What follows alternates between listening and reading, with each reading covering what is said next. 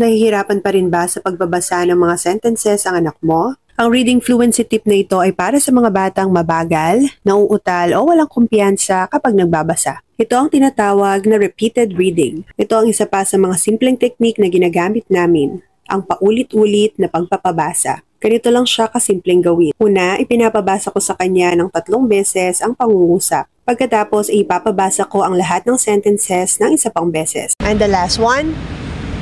The girl is mad. The girl is mad. The girl is mad. Okay, read one more time.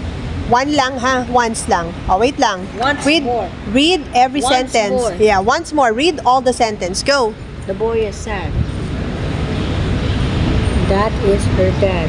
I lost my pad. You had a pad. Kung gusto mo rin ng ganitong improvement, magandang pagpraktisan itong I Can Read Phonics Vowel Sentences. I-click mo lang ang yellow basket o link na nasa comment section para maka-order.